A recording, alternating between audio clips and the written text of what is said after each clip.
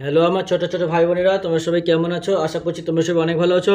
আজকে আমি তোমাদেরকে আমার বই প্রথম শ্রেণী দ্বিতীয় পর্বের 160, 161, 162 এবং 163 চারটে পৃষ্ঠে সুন্দর করে বুঝিয়ে সমাধান করে দেখাবো। তোমরা ভিডিওটা প্রথম থেকে শেষ পর্যন্ত মন দিয়ে দেখতে থাকো, ঠিক আছে? আগের সমস্ত পৃষ্ঠা কিন্তু আমি অলরেডি সব সমাধান করে দিয়েছি। যে সমস্ত ভাই বোনেরা এখনও দেখোনি তাদের সুবিধার্থের জন্য আমি আজকের ভিডিওর ডেসক্রিপশন বক্সে প্লেলিস্টের লিঙ্ক দিলাম, সেখানে ক্লিক করে ভিডিওগুলোকে দেখে নেবে। ভিডিও শুরু করার আগে তোমাদের কাছে একটা ছোট্ট অনুরোধ, যারা এখন আমাদের চ্যানেলকে সাবস্ক্রাইব করোনি তারা প্লিজ চ্যানেলকে সাবস্ক্রাইব করে দিও, আর যারা সাবস্ক্রাইব করে রেখেছো তাদেরকে অসংখ্য অসংখ্য ধন্যবাদ। এখানে 160 পৃষ্ঠা কী হচ্ছে, একটাও নেই মানে পেলাম শূন্য, বুঝে ঠিকঠাক লিখি। দেখো এখানে হাতে কটা পেন্সিল আছে আমরা গুনে নিই। দেখো একটা দুটো, এক দুই, দেখো কটা পেন্সিল আছে, 1 2 3 4 5। দেখো হাতে 5টি পেন্সিল আছে, ঠিক আছে? আর এই হাতে পেন্সিল আছে কটি? 0টি, মানে একটিও নেই। দেখো এই আম গাছে অনেক আম, কটা আম আছে? দেখো 1 2 3 4 5 6, 6টি আম আছে। আর এই আম গাছে আম আছে 0টি। দেখো একটাও আম নেই, মানে কি 0টি। দেখো আকাশে ঘুড়ি উঠছে, কটি? 1 2 3 4 5, আকাশে ঘুড়ি উঠছে 5টি। আর এখানে দেখো এই আকাশে ঘুড়ি উঠছে 0টি, দেখো একটাও উঠছে না, তার মানে 0টি। এখানে দেখো লঙ্কা আছে কটি? 1টি 2টি, 1 2 3 4 5। দেখো লঙ্কা গাছে 5টি লঙ্কা, আর এই লঙ্কা গাছে 0টি লঙ্কা, মানে একটাও লঙ্কা নেই। তারপরে দেখো এখানে লাউ আছে, কটা লাউ আছে? 1 2 3। লাউ গাছে, দেখো লাউ গাছে 3টি লাউ আছে, আর এই লাউ গাছে 0টি লাউ, মানে একটাও নেই মানে 0টি। তাই বুঝতে পেরেছো? যখন বলবে কিছু নেই মানে কি বুঝতে হবে আমাদের শূন্য আছে ওখানে। 1 থেকে 9 বলছি, দেখো 1 থেকে 9, 0 থেকে 1, 9, 0 থেকে 9। দেখো এখানে দেখো ছোট থেকে বড় পরপর লিখতে পাই, তো আমাদের ছোট থেকে বড়, দেখো এখানে 1 থেকে 9 পর্যন্ত সংখ্যাগুলোর মধ্যে ছোট থেকে বড় পরপর সংখ্যাগুলো লিখতে হবে। দেখো বাংলা লিখেছে 0 1 2 3 4 5 6 7 8 9। ইংরেজিতে 0 1 2 3 4 5 6 7 8 9। আর এটা দেখো রিভার্স, মানে উল্টোটা লেখা আছে, বড় থেকে ছোট। তাহলে বাংলায় দেখো 9 8 7 6 5 4 3 2 1 0, এটা বাংলায় লেখা আছে উল্টোটা, আর ইংরেজিতে উল্টোভাবে লেখা আছে 9 8 7 6 5 4 3 2 1 0। বুঝতে পেরেছো?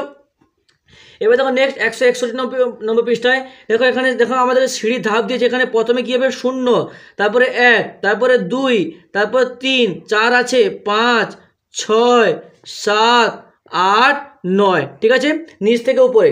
এবার দেখো আবার দেখো নিচ থেকে উপরে যাবো, ইংরেজিতে 0 পর 1 2 3 4 5 6 7 আছে, 8 9। তাহলে বুঝতে পেরেছো? এরকম করে আমাদেরকে লিখতে হবে। নেক্সট দেখো 162 পৃষ্ঠায় কী বলছে। দেখো 162 পৃষ্ঠা ভালো করে বুঝবে। এখানে কি বলছে, উপরে কর্মপত্রটি শিক্ষার্থীদের কীভাবে বাক্য গঠন করতে হয় তা শিখতে সাহায্য করবে। শিক্ষক শিক্ষিকা এই ধরনের আরও কর্মপত্র তৈরি করে শ্রেণীকক্ষে ব্যবহার করবেন। দেখো এখানে দেখো কী আছে, আমি তুমি বাসি আম রমা আসি আকে বাজে বাজছে পাকে এসো, ঠিক আছে? ক খ ক স্তম্ভ খ স্তম্ভ দেওয়া আছে। এবার দেখো ক খ খোপে কথা মিলিয়ে আমরা পাই। দেখো এখানে দেখো আমি আঁকে, এটা তো মানে বাক্য হচ্ছে না। দেখো আমির সঙ্গে আসি যুক্ত করতে হবে, তাহলে আমি আসি।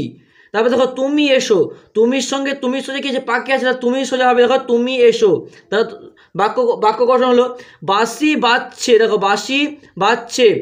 আম পাকে, দেখো আম পাকে। তারপরে দেখো রমার সঙ্গে হবে আঁকে, রমা আঁকে। বুঝতে পেরেছো? এইরকমভাবে যেরকমভাবে আছে সেম জিনিসটা আমাদেরকে এখানে ভাবে তৈরি করতে হবে।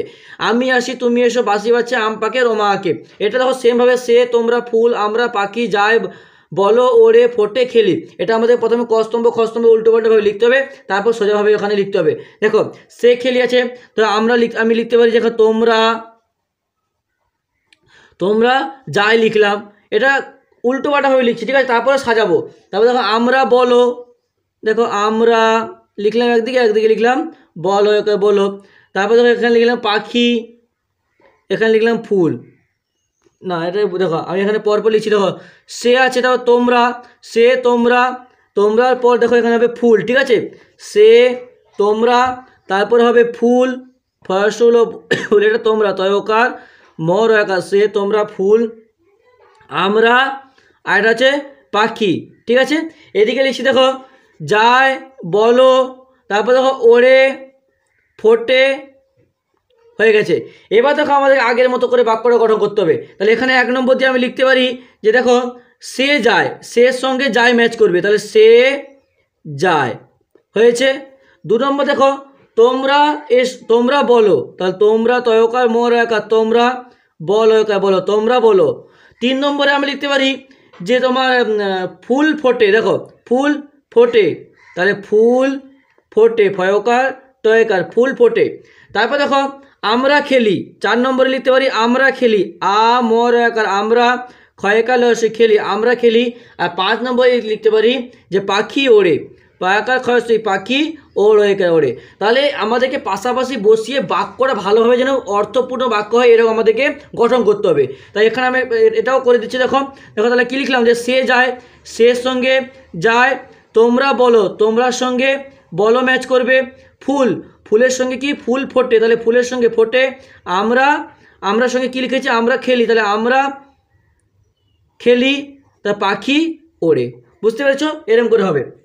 দেখো পরেরটা 163 নম্বর পৃষ্ঠায় একই রকমভাবে আমাদেরকে কী বলছে, ক খ ঝুড়ি থেকে কথা নিয়ে মিলিয়ে লেখো। এখানে দেখো শিক্ষার্থীরা ঝুড়ি থেকে কথা নিয়ে অর্থপূর্ণ বাক্য গঠন করতে হবে। তো আমাদেরকে অর্থপূর্ণ পাশাপাশি বসলে যে বাক্য এরকম কোনো না, আমাদেরকে অর্থপূর্ণ বাক্য গঠন করতে হবে। শিক্ষার্থীরা বুঝতে শিখবে যে শুধু শব্দ পাশাপাশি বসায় অর্থের বাক্য নয়, বাক্যে অর্থপূর্ণ হতে হবে। যেটা বললাম যে পাশাপাশি বসলেই যে শুধু অর্থ হয় বাক্য হয় তা নয়, আমাদের অর্থপূর্ণ বাক্য হতে হবে।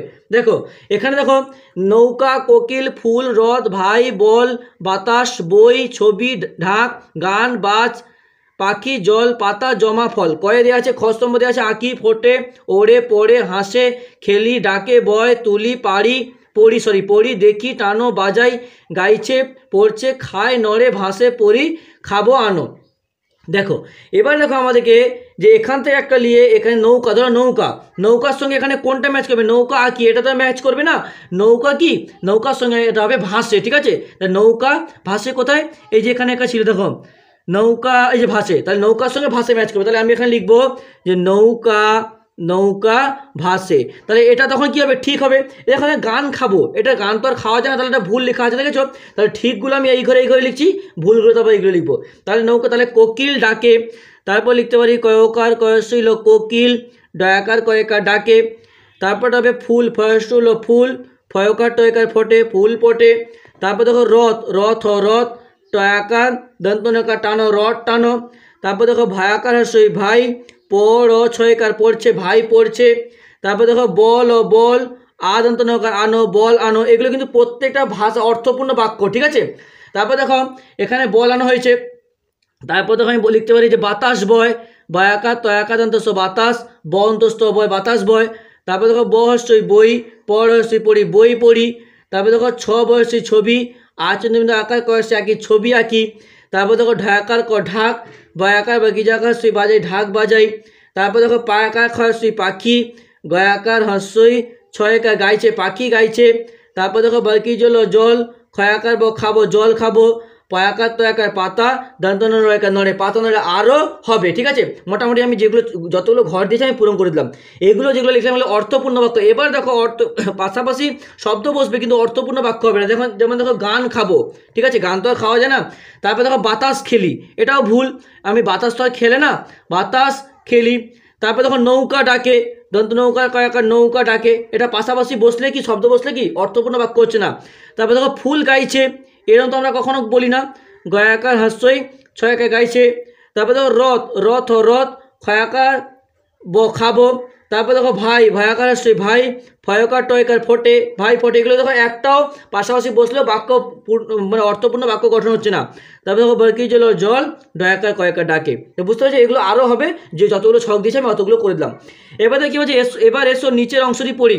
পাখি ফল খায়, আমি ভাত খাই, তুমি ছবি আঁকো, সে ফুটবল খেলে, আমরা গান শুনি। তো হয়ে গেল। তো বুঝতে পেরেছো আজকে আমি এতটা পৃষ্ঠা পর্যন্ত পড়লাম। পরের দিন আবার পরে যে পেজটা আছে সেটা সমাধান করব। ভিডিওটাতে একটা লাইক করে তোমার অন্যান্য বন্ধুদের মধ্যে একটু শেয়ার করে দিও প্লিজ, কারণ তোমাদের একটা লাইক আমাকে পরবর্তীকালে আরও সুন্দর ভালো ভিডিও বানাতে উৎসাহিত করে তোলে।